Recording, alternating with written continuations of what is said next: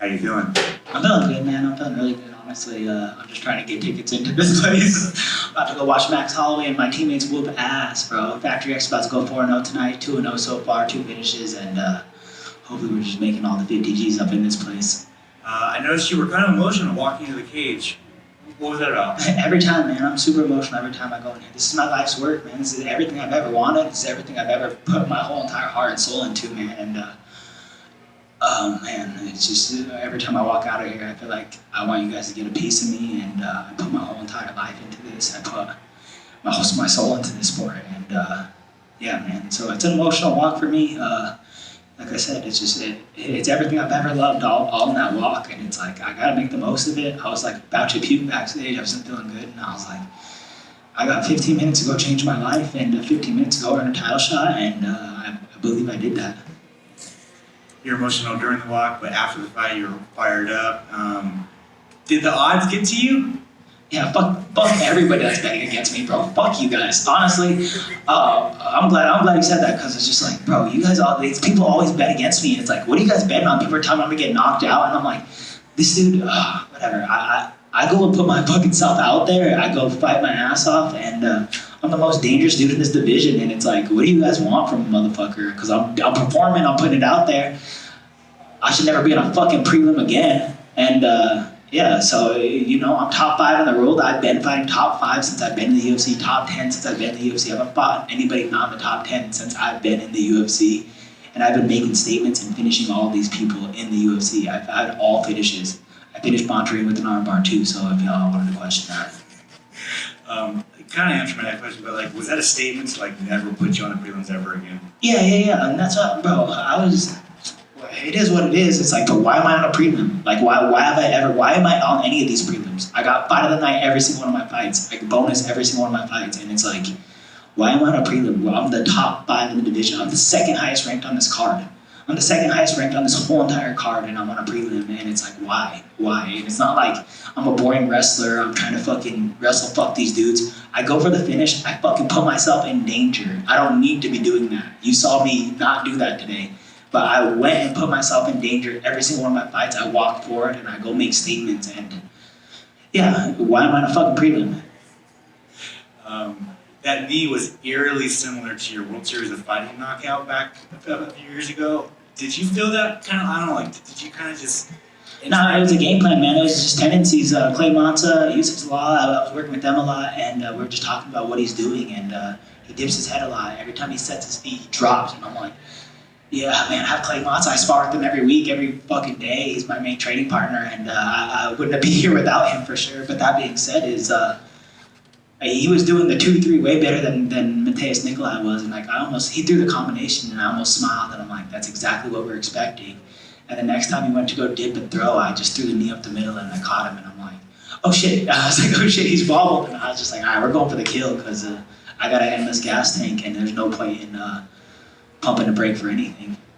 And then finally for me, man, you kind of called your shot, you want the title shot. Are you willing to kind of weigh in and be the backup in July? Yeah, I'm going to be the backup in July. I think that's already been discussed. Dana White said it himself. He said this is a title eliminator. They want statements to be made. I told McMahon, I said, yo, sign Matheus Nicolau, because they weren't going to sign him. I said, sign Matheus Nicolau and I'll put him away. I said, I'll make an exciting fight. There's no way this is going to be a boring fight. I promise you, and I'll put him away. And that's exactly what I did. I wasn't sure I was going to do it, but that's what I was saying. I was talking out my ass, trying to get a ranked fighter. Congrats, man. Thank you, bro. Thank you for your time.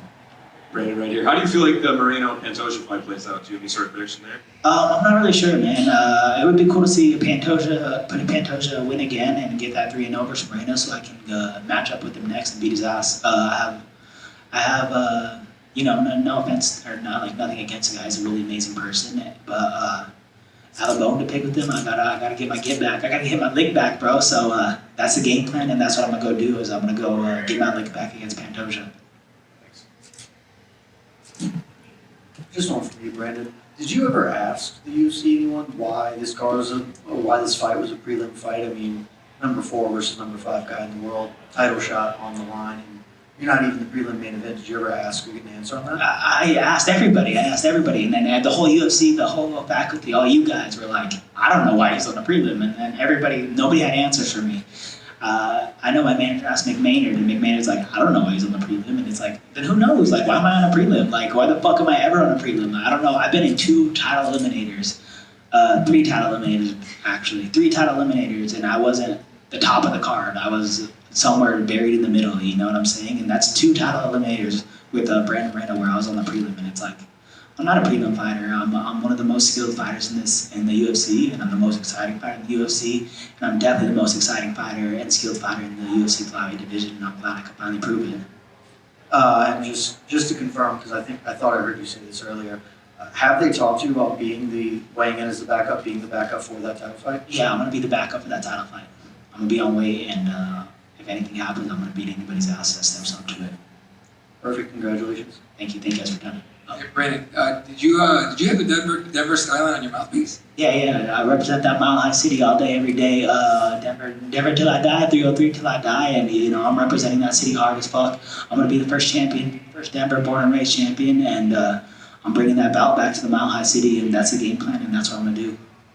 You were talking about controlling the chaos and during your fights and everything. Is that what you kind of thought of going in there? Control the chaos instead of knee up the middle and knock the dude out. Yeah, and that's what I was doing too. Is just I wanted to rush in a million times. He was circling amazing, and he was just doing everything we kind of expect of him. He was circling really well, and I was cutting off the cage really well, and I was just doing the game plan, man. Clay, fucking love you, bro. I really do, man. I was just doing the game plan really well, and I was being patient, and that's not me. That's really not me. It's just like, yo, I've been fighting my whole entire life, but it's just put me in the center and let's go duke it out, and I'm gonna put someone away, and I didn't do that this time. I calculated it, and I was just showing you guys. My quarterback Clay told me, he goes, yo, you could beat anybody in a brawl, but he's like, show them that you're a skilled fighter tonight, and that's what I did. Is I didn't get hit. I don't think I got touched out there, and landed 1 punch, and that's all I needed for the night. Thank you. Thank you for your time, bro. Do it 3 times, die.